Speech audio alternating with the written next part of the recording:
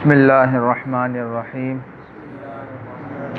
رب یسر ولا تعسر وتمم بالخیر وبک نستعین۔ بسم اللہ الرحمن الرحیم رب یسر ولا تعسر وتمم بالخیر وبک نستعین۔ بسم اللہ الرحمن الرحیم رب یسر ولا تعسر وتمم بالخیر وبک نستعین۔ بسم اللہ الرحمن الرحیم نحمدہ ونصلی ونسلم علی رسولہ الکریم۔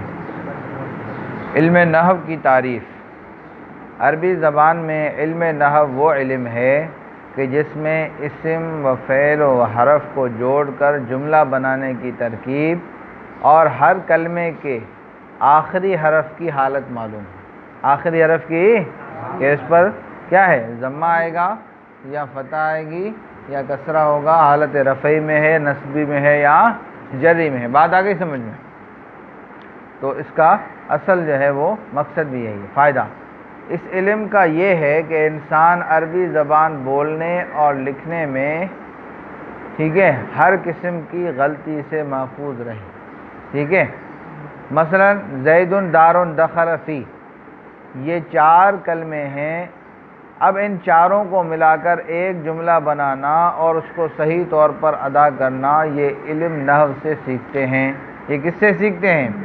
علم نحو سے سیکھتے ہیں۔ بات آ گئی سمجھ میں؟ موضوع لہو، اس کا موضوع کیا ہے؟ اس علم کا موضوع کلمہ اور کلام ہے۔ بات آ گئی سمجھ میں؟ ہاں، آگے کتاب بند کرو۔ آگے کیا ہے؟ کتاب بند کرو۔ اب سنو غور سے، انسان جو کچھ زبان سے بولتا ہے اس کو کیا کہتے ہیں؟ لفظ۔ اس کو کیا کہتے ہیں؟ لفظ کی لفظی معنی ہے پھینکنا۔ کیا معنی ہے؟ پھینکنا۔ جیسے عربی میں کہتے ہیں اکلت التمرۃ ولفظت النواۃ، میں نے کھجور کھائی اور گٹھلی پھینک۔ تو لفظ کی معنی کیا ہے؟ پھینکنا، کیونکہ انسان زبان سے لفظ نکالتا ہے پھینکتا ہے گویا۔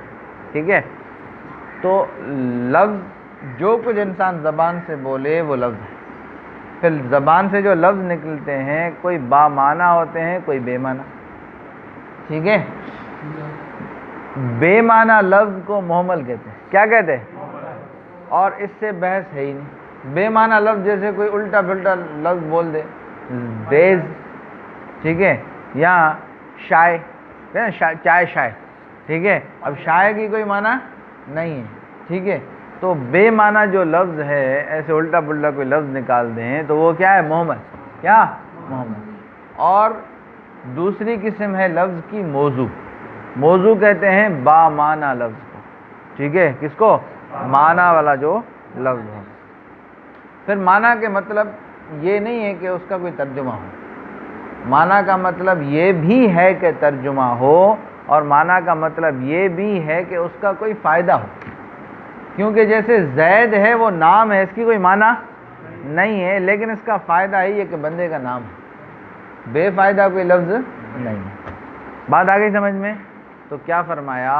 انسان جو کچھ زبان سے بولتا ہے اس کو لفظ کہتے ہیں۔ ٹھیک ہے، لفظ کی دو قسمیں ہیں، ایک با معنی، دوسرا بے معنی۔ با معنی کو موضوع کہتے ہیں، جیسے زید ضرب، ٹھیک ہے، اور بے معنی کو محمل کہتے ہیں، جیسے دیز۔ جیسے کیا ہے؟ دیز۔ بات آ گئی سمجھ میں؟ پھر لفظ موضوع یعنی جو معنی والا ہے نا، ٹھیک ہے، اس کی دو قسمیں۔ اس کی کتنی قسمیں؟ ایک مفرد، دوسرا مرکب۔ بات آئی سمجھ میں؟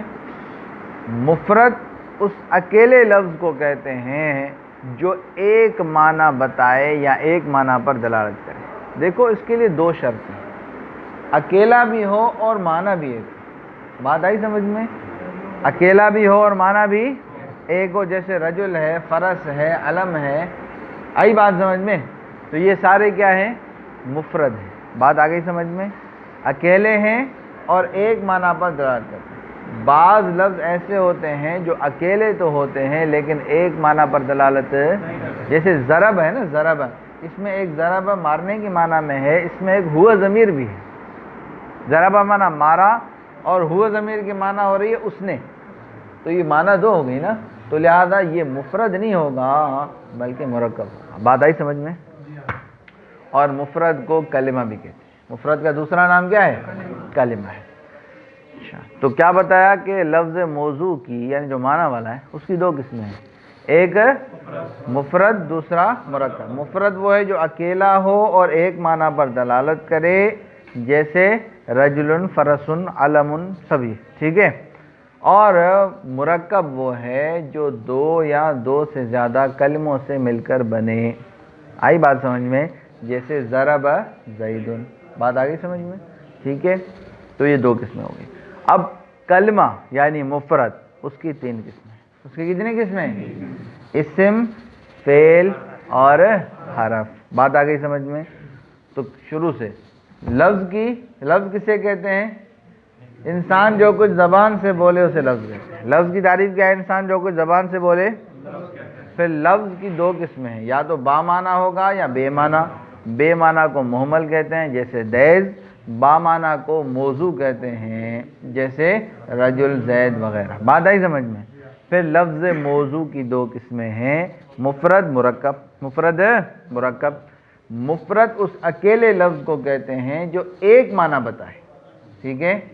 اور مرکب وہ ہے جو دو یا دو سے زیادہ کلموں سے مل کر بنے. اچھا، مفرد کو کلمہ بھی کہتے ہیں، ٹھیک ہے.